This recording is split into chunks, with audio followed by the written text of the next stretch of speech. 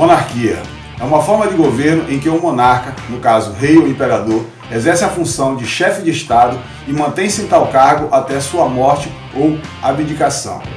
Existem duas principais formas de monarquia hoje no mundo. A monarquia absoluta, em que o poder do monarca vai além de chefe de Estado e é superior à dos outros órgãos do governo, e a monarquia constitucional ou parlamentar, em que o poder do monarca é limitado por uma constituição, podendo ser meramente cerimonial.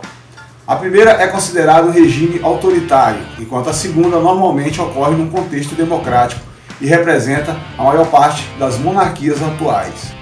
Bom galera, hoje nós vamos falar dos 3 reis mais sanguinários da história.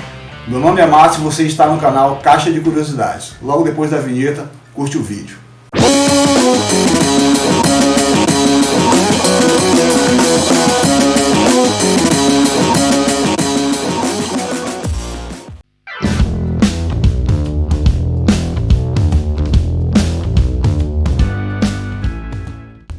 Os 3 reis mais diabólicos e sanguinários da história.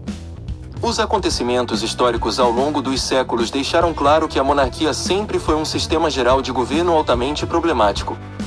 Assim, era ruim o suficiente quando um monarca fundava seu país, como aconteceu durante o governo de Nicolau II da Rússia, mas era ainda pior quando um monarca se tornava bandido ou assassino inescrupuloso que não podia ser parado por ninguém.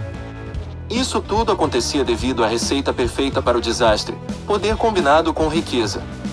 Ao longo da história foi possível observar o quanto esses fatores contribuíram para alimentar uma faceta sociopata em líderes reais, que se esforçaram muito para serem inigualavelmente terríveis.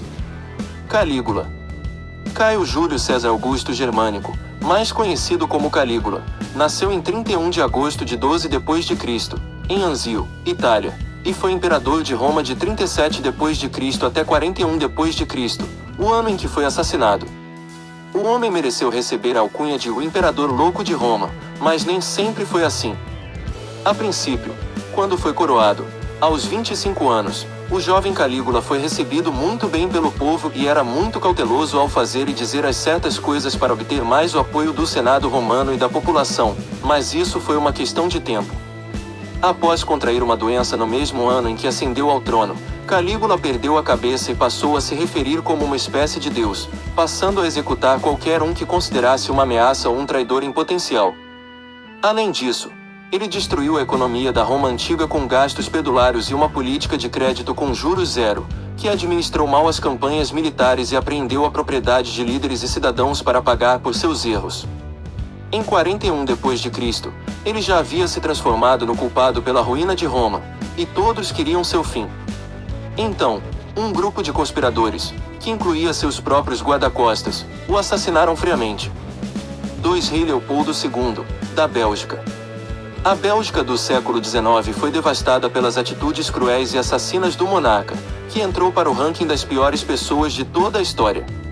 A começar que, para controlar a exploração das riquezas naturais do Congo, entre elas a madeira e o ouro, ele contratou mercenários para escravizar os nativos por meio de espancamentos, mutilações, assassinatos e estupros. Em meados de 1885, Leopoldo II se apropriou de uma enorme região, que atualmente compreende a República Democrática do Congo, e convenceu outros líderes europeus a mantê-la como uma colônia pessoal sob a ideia de que isso melhoraria a vida das pessoas que lá habitavam, algo visto como uma ação humanitária.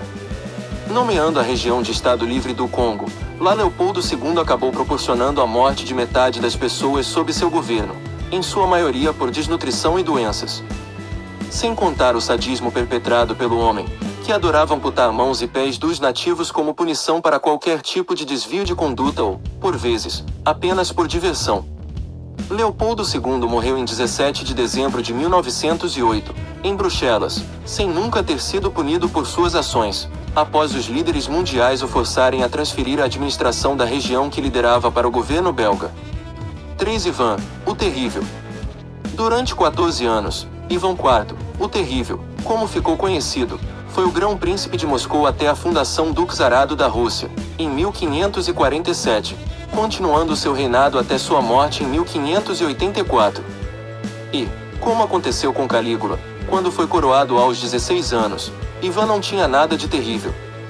Ele era apenas um monarca considerado bastante decente, responsável por modernizar e reformar o governo e o exército, abrindo novos canais comerciais e diplomáticos com outras potências logo nos primeiros anos de seu reinado. Enquanto bastou uma doença para transformar Calígula em uma das piores pessoas que Roma já viu, Ivan só precisou ser traído pelo príncipe Curbe, seu melhor amigo, durante a guerra contra os lituanos, em que sua esposa Anastasia morreu. Ivan até tentou abdicar do trono após um colapso mental e emocional, mas a aristocracia achava impossível governar sem ele, convencendo-o a ficar ao prometer uma grande faixa de território chamada Oprístina, onde ele poderia fazer o que quisesse. Mas Ivan achou que seria melhor para seu estado de espírito atual criar um exército privado para passar o resto de sua vida matando pessoas, saqueando igrejas e causando terror por todo o território russo, chegando a causar uma chacina de 12.000 mortes na cidade de Novgorod. Além disso, ele lançou várias campanhas militares ruinosas que prejudicaram o tesouro e a reputação do país. Isso só parou com sua morte por derrame, em 28 de março de 1584.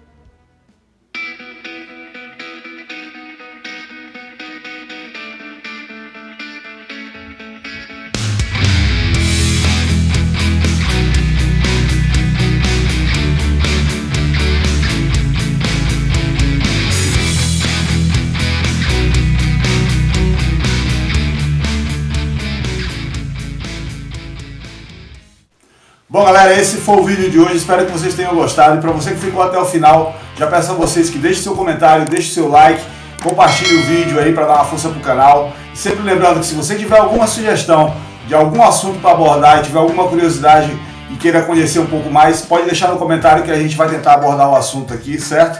E lembrando também que na descrição a gente sempre deixa alguns links de alguns cursos aí bem bacana. E você, além de comprar um curso pelo preço justo, um curso de qualidade, você também está ajudando o canal Caixa de Curiosidades. Muito obrigado, tamo junto, galera.